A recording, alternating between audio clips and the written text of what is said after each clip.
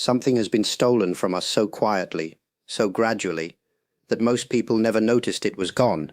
We carry devices in our pockets that connect us to thousands of people at once. We send messages in seconds across oceans. We watch each other's lives unfold in real time through glowing screens. And yet, if you sit still long enough and listen to the ache beneath your chest, you will find something that no notification can silence: the deep human hunger to be truly known by another soul. This is the great paradox of our age. We are the most connected generation in the history of humanity, and among the loneliest. Friendship, real friendship, feels harder to find, harder to keep, and harder to understand than ever before. And I do not believe this is an accident. I believe it is a symptom, a signal. The mind and heart, in their wisdom, telling us that something essential has been replaced with something hollow. In the Buddhist tradition, we speak of Maya, illusion. Not the illusion of magic or fantasy, but the far more dangerous illusion of mistaking surface for depth. When we scroll through the lives of others and call it connection, we are living in Maya. When we measure our belonging by how many people responded to what we shared, we are living in Maya. The light of a screen, however warm it appears, cannot do what a single hour of genuine human presence can do. I have watched many people arrive at the end of their lives, and in those final, honest moments, no one speaks of how many followers they had. They speak of faces, of hands held in the dark, of the people who stayed. Real friendship is not a feature of modern life. It is a practice, an art. And like all arts, it requires slowing down enough to learn it. If this stirs something in you, if you feel this ache I am describing, then I invite you to stay with me through all 5 parts of this teaching. Like this video, and share it with someone you have been meaning to reach out to. Subscribe to this channel and ring the bell, so that when new teachings arrive, they find their way to you. Because the conversation we are beginning today is one the world needs more of. There is a version of you that the world sees clearly, composed, capable, moving forward. And there is another version, quieter and more tender, that you have learned to keep carefully out of sight, not out of deception, but out of protection. Because somewhere along the way, perhaps long ago, you learned that certain parts of you were safer hidden than shared. Modern life has perfected the art of performance. Every platform rewards presentation. Every social environment asks us to lead with our strengths and conceal our struggles. We are trained, slowly and without malice, to show only the parts of ourselves that receive approval, and we become so skilled at this that we eventually forget there was ever anything else to show. The mask settles over the face. The performance becomes the identity. But friendship, true friendship, cannot survive on performance. It requires something Buddhism calls saka, which means honesty, but an honesty that goes deeper than facts. It is the willingness to be seen as you actually are, not as you wish to appear. And this terrifies most people, because being seen means the possibility of being rejected, not the surface version of you that can be adjusted and managed, but the real one, the one that cannot be explained away. I have known practitioners who meditated for years and still could not sit across from another person and say, "I am struggling, I am afraid, I do not have it together." That vulnerability, simple, quiet, human, is harder for most people than any physical discipline, and yet it is the only doorway into genuine closeness. You cannot be loved for who you truly are if you never allow who you truly are to be present in the room. The work then begins not with finding better friends, but with becoming willing to be known, to let the curated self rest, to sit with another person, and risk the truth of your own experience. This is where friendship begins, not in the impressive version of you, but in the honest one. Beneath every wall a person builds, there is a wound that made the wall feel necessary. This is something I have come to understand, not from scripture alone, but from sitting with human beings in moments of real honesty. The reason friendship feels so hard is rarely about logistics or time, or the business of modern life. It is about fear. Quiet, persistent, largely unexamined fear. The Buddha taught that dukkha, often translated as suffering, is not simply pain. It is the particular anguish of clinging to things that cannot hold, and of pushing away what we most need because we are afraid of losing it. In the context of friendship, this manifests in ways so ordinary they go unnoticed. We don't reach out because we fear we will be a burden. We don't share honestly because we fear we will be too much. We keep a careful, managed distance because the alternative, Letting someone truly matter means they also carry the power to hurt us. And so we protect ourselves. We stay politely close without ever getting genuinely near. We collect acquaintances and call them friends. We mistake comfort for intimacy, familiarity for depth. And all the while the loneliness grows. Not because others are unavailable, but because we have quietly made ourselves unavailable to others. The Buddhist path does not ask us to eliminate fear.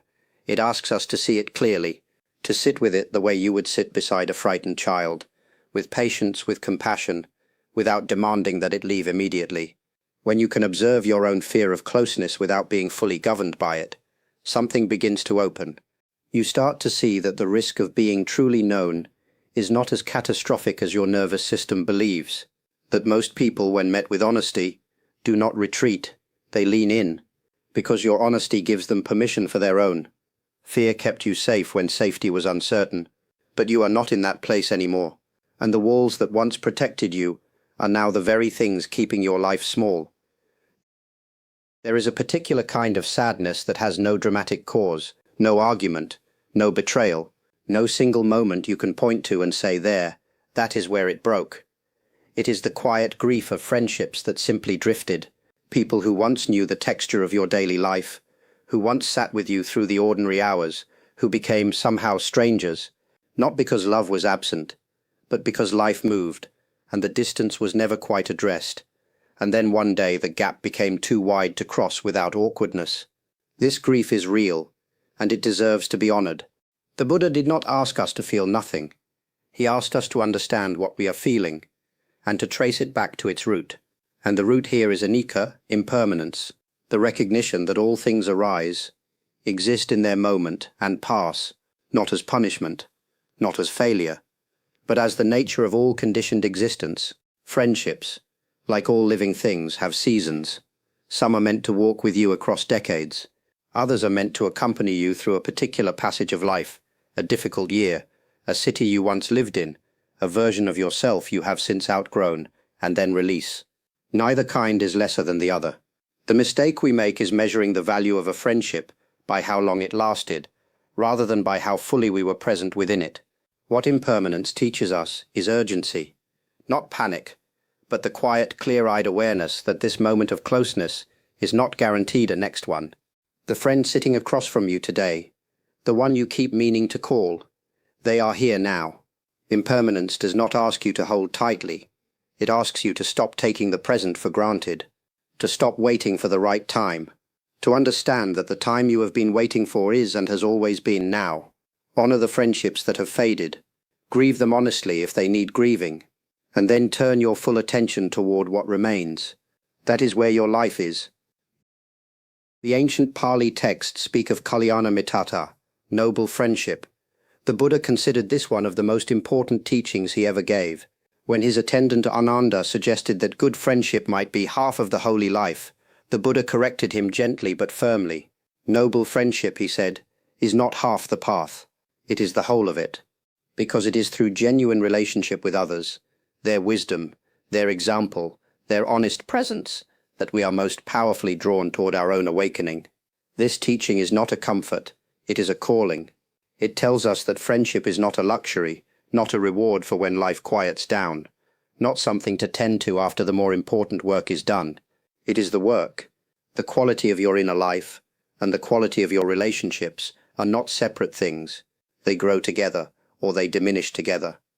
So how do we begin again? We begin where we are. Not with grand gestures, not with a new social strategy, but with one small act of honest presence. You reach out to the person you have been meaning to reach out to. You stay in a conversation a little longer than comfort demands. You say the true thing instead of the easy thing. You show up for someone on an ordinary Tuesday, not because something dramatic is happening, but simply because you chose to be near. You practice what the Buddha called metta, loving kindness, not as a feeling you wait to have, but as a discipline you choose to enact. You extend warmth to the people already in your life before searching for new ones. You tend the garden you have before dreaming of a different one, and slowly, with patience and courage and repetition, something shifts. Not all at once, but in the way all real things grow, quietly, steadily, rooted in what is true. So let me leave you with something you can carry into the week ahead. First, reach out to one person today. Not a long message, not a perfect message, just a real one. Let someone know they are in your thoughts. Second, the next time you are with someone you care about, put the screen away entirely, not halfway, completely. Give them the rare and precious gift of your undivided presence. Third, practice one moment of honesty in a relationship where you have been performing. Say something true, something small, if necessary, but real. Watch what it opens. Friendship is not found in the spectacular. It is built in the ordinary, through showing up, through honesty, through the quiet courage of letting another person matter to you. If this teaching has touched something in you, please like this video and leave a comment below. Tell me what is one friendship in your life that you want to tend more carefully. Share this video with someone who needs to hear it. And if you have not yet subscribed to this channel, do so now and click the bell icon so you will be notified when new teachings arrive. You and I are in this together, the long, quiet, worthwhile work of learning how to truly live. I will see you in the next one.